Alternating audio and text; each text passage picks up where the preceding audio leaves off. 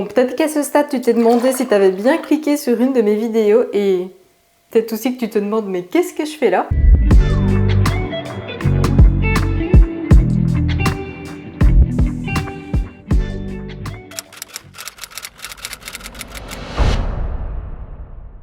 Et bonjour, bienvenue dans cette nouvelle vidéo où je suis, et comme d'habitude, très heureuse de te retrouver et peut-être même encore plus que d'habitude si c'est bien possible, puisque je suis en Espagne et plus particulièrement dans le nord. Bon, je te l'avais déjà un petit peu spoilé pendant cet été puisque je pense que je t'en avais parlé 2 fois. Je t'avais dit qu'on avait réservé notre logement, notre Airbnb et qu'on allait encore venir visiter. Et dans la vidéo de dimanche, je t'avais prévenu que y avait un truc qui était censé se passer en octobre et que ça s'était pas encore passé, donc que j'allais t'emmener avec moi. Alors ici, on est dimanche, on est arrivé hier. En vrai, on est arrivé assez tard, donc on a pris un peu possession du logement, on a posé nos valises.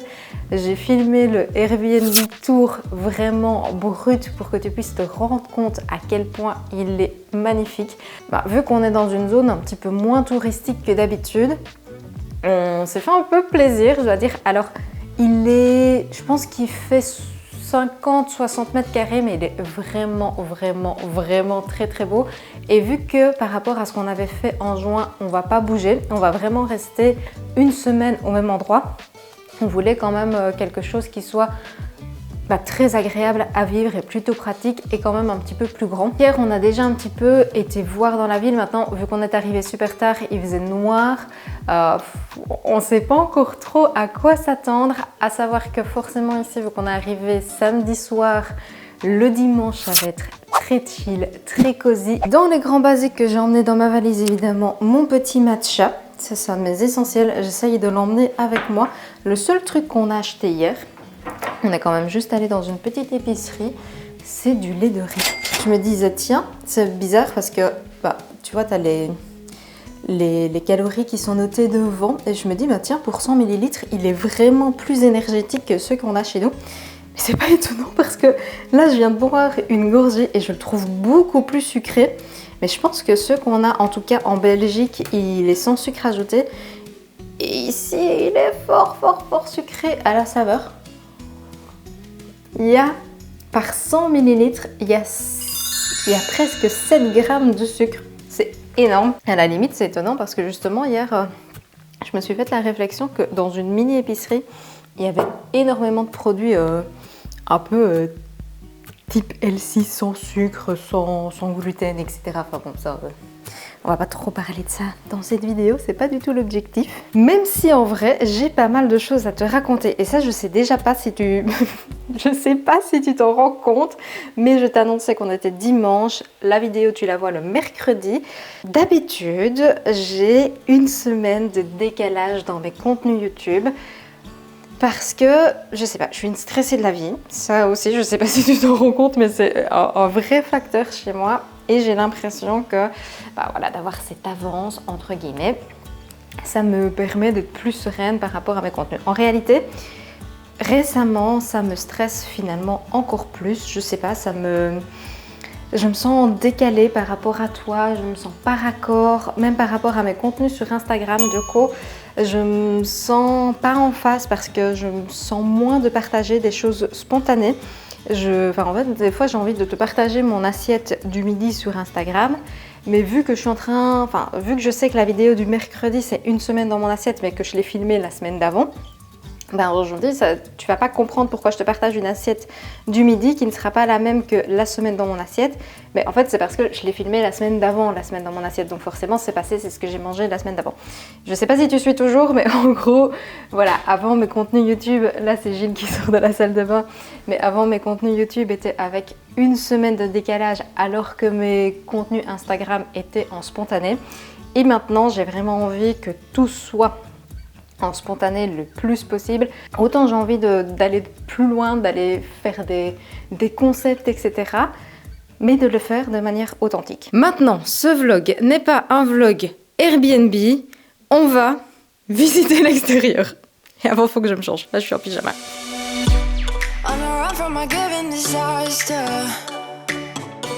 Speed away from the holy mind.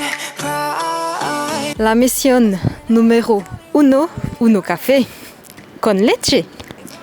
Un décaféinato.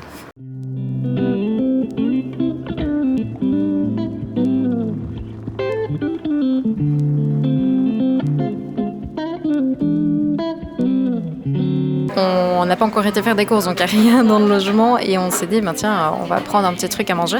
Je m'attendais pas du tout à trouver des options végétales ici. Je pensais juste prendre un petit café.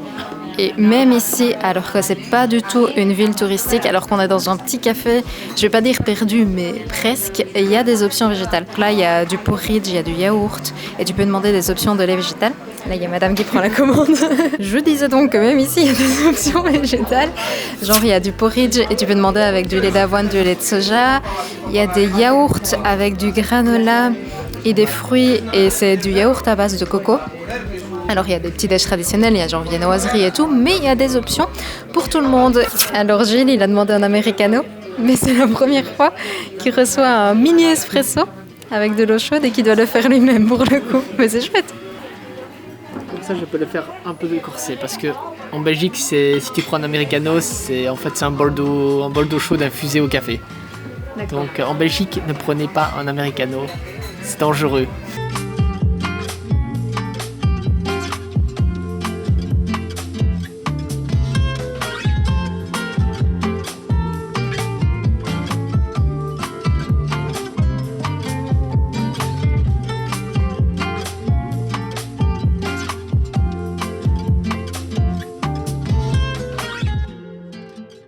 Le petit déjeuner, le desayuno, c'est fait.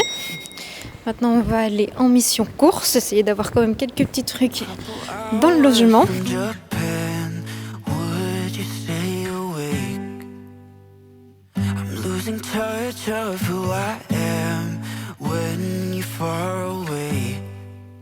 Bon, qu'est-ce qu'on mange? Qu'est-ce qu'on mange et quand? Et où? Il nous faut quoi? Ah bah du yaourt. Genre nous, ça c'est le prix du nature. Mais dès que tu veux ceux aux fruits, bah, c'est dans les 3 €. Donc ça en fait c'est 1 € moins cher que chez nous. On en prend à la vanille ou c'est vrai que le noix de coco il est bon aussi. Il y a du tofu, on en prend quand même un. De flocons d'avoine. Allez. C'est ça? Tu en prendras quand même un pour être tranquille. Tu vas faire un retour de course sur YouTube? C'est pas bon. C'est pas ton taf. Qu'est-ce qu'on mange? On va manger des tartines. On a été chercher du pain. On a du pain, donc il nous faut des trucs sur le pain. Oui, un petit peu, un minimum. Du houmous.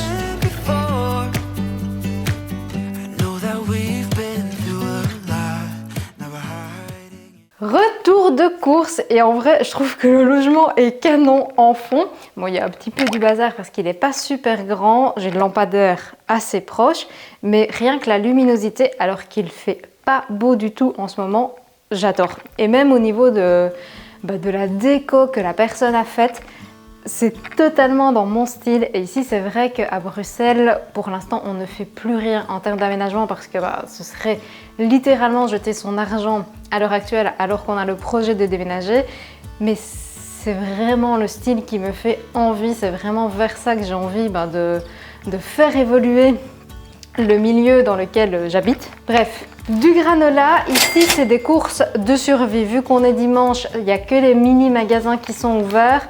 Sachant que les prix, c'est quand même très bon marché par rapport à ce qu'on a l'habitude en Belgique ou en France, mais on se dit qu'on va aller demain dans une un peu plus grande surface déjà pour avoir plus de choix, mais aussi pour avoir des prix encore plus intéressants. Donc là on a vraiment pris le minimum et donc mes indispensables, mes essentiels, du granola, du yaourt végétal, le yaourt de coco, et là malgré que c'est un petit magasin, il reste plus accessible au niveau du prix que ce que je connais. 2 bananes, elles sont bien mûres, elles tirent un petit peu la tête, mais au moins ça va dépanner. On mettra peut-être pour faire des pancakes, pour mettre sur des tartines, ce genre de choses. On a pris aussi du houmous. Ça, à la limite, c'était, je pense, le plus onéreux.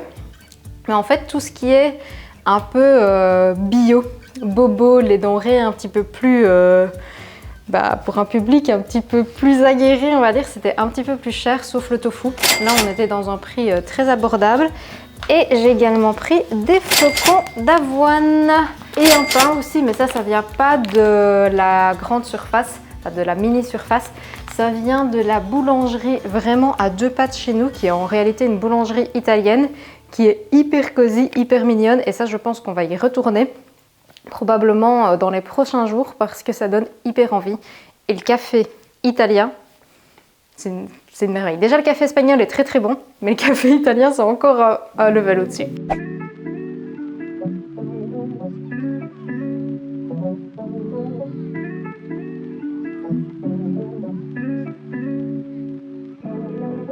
On va au Castro, qui est un point of view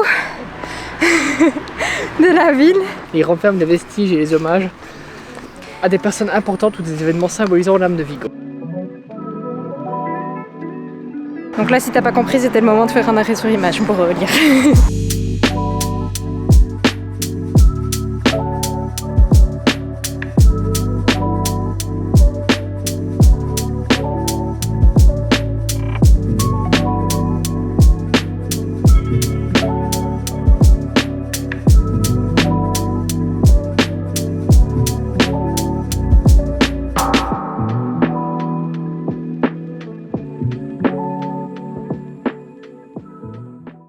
Niam niam. Et un truc que j'ai fait juste avant de partir et que j'ai glissé dans la valise, ce sont les petites Energy Balls du e-book qui est sorti samedi, mais dimanche pour toi vu que je l'ai annoncé sur YouTube dimanche. Et donc c'est le e-book Je te dis santé des 30 petits déjeuners d'automne. Et là c'est les Energy Balls protéinés. Et ce qui est top, c'est que tu peux totalement les laisser une journée comme ça en dehors du frigo. Ça se conserve très bien. Et là, on a des petits snacks comme ça faciles à emporter partout.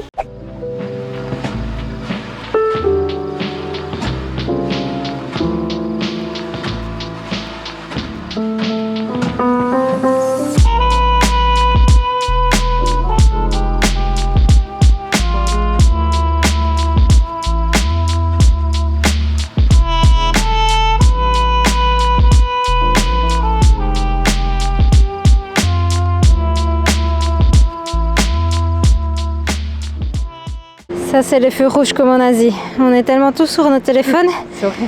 Maintenant c'est les feux rouges par terre.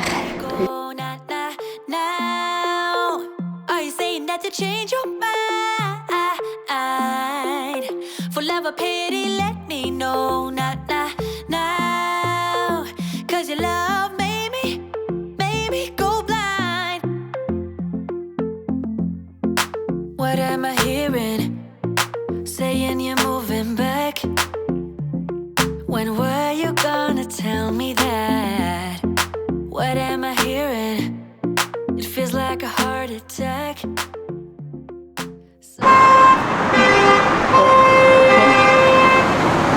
C'est quoi ça ici?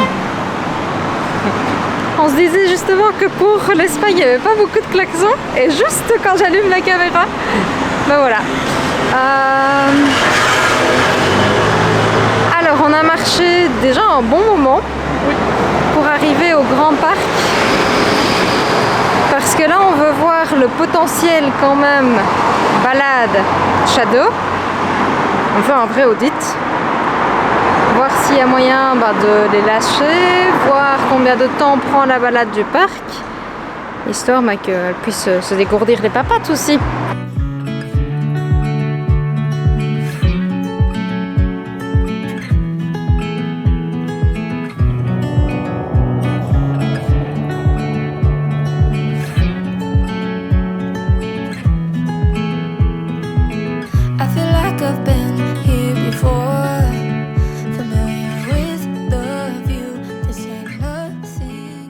On est beaucoup plus tard, c'est vrai que j'étais complètement abandonnée après le parc.